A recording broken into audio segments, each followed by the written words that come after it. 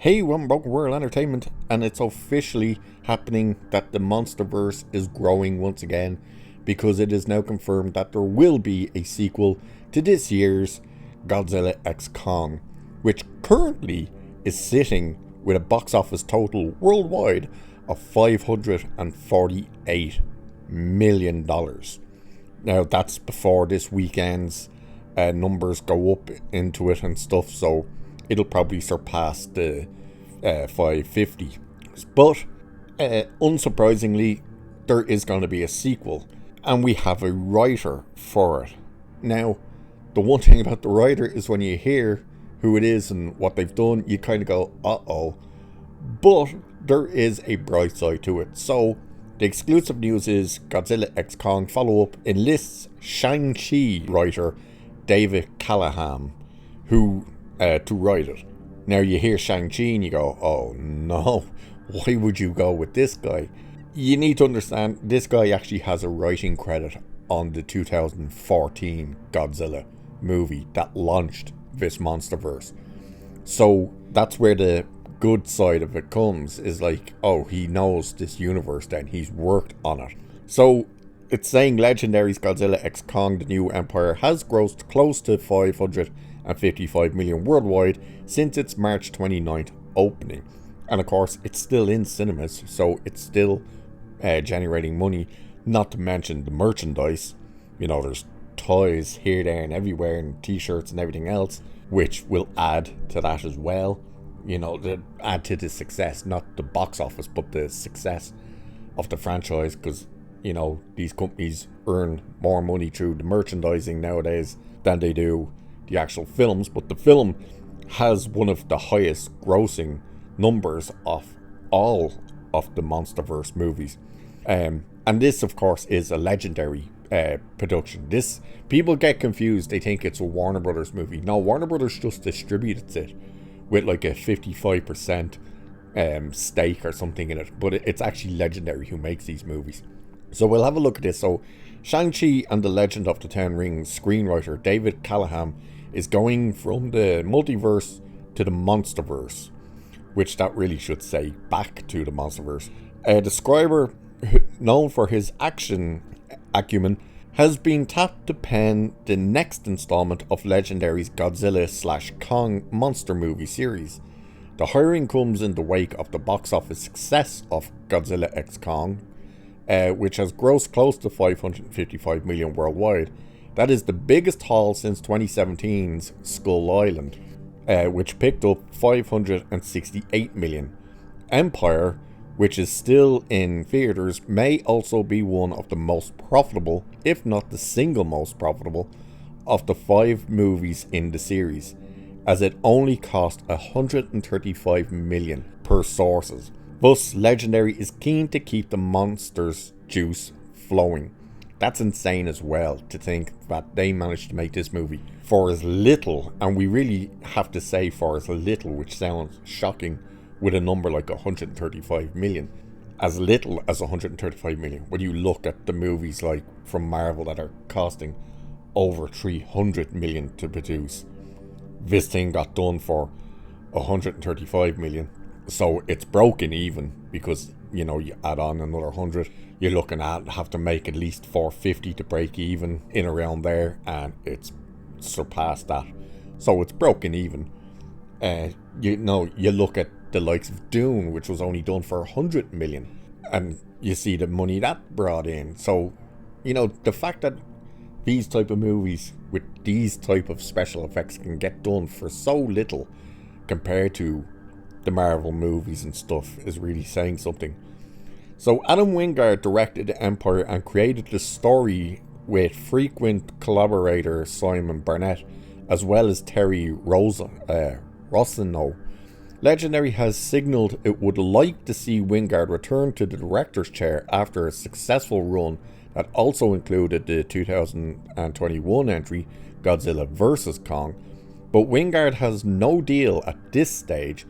Complicating matters, the filmmaker is intent to making an original movie titled Onslaught this fall for A24 before taking on any other projects. So they want Wingard back There's no guarantee he'll be back. If they want to fast track it, they'll probably have to go with someone new. If they're willing to wait, you'll probably get Wingard back.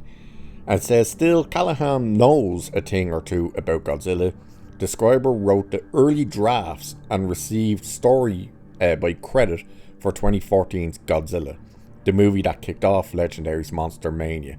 The company's 5 movies have collectively earned $2.5 billion at the global box office, and last year it expanded into TV with Monarch: Legacy of Monsters.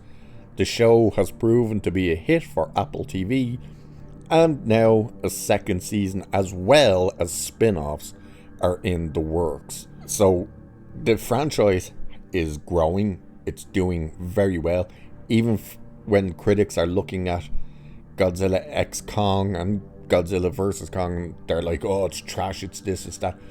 No one cares, because it's finally actual escapism.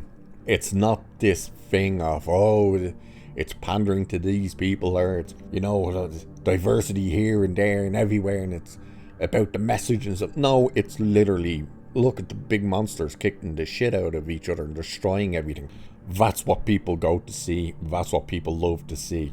And the great part about this is you get this universe where we can have all this crazy action with these monsters, while at the same time we can get the likes of the serious, more humanized versions with the likes of Godzilla Minus One. We can have both, which is great.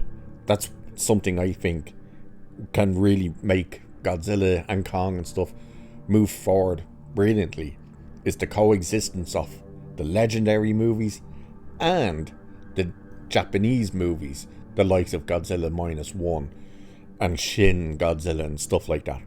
So it also says Callahan is known for originating the Expendables action franchise and working on movies such as the 2021 Mortal Kombat reboot and Wonder Woman 1984. He earned praise for writing Marvel's well-regarded 2021 entry Shang-Chi and co-wrote Spider-Man Across the Spider-Verse. Okay, first of all, Shang-Chi was not well received and it's a flop. Didn't earn money as much as they want to try and tell you it does. That's a worry. Wonder Woman 84, of course, that's a worry. Not a great movie. Mortal Kombat 2021, good movie. I enjoyed it. Made the franchise more like the games. Did well enough that there's a sequel coming. Expendables, yeah.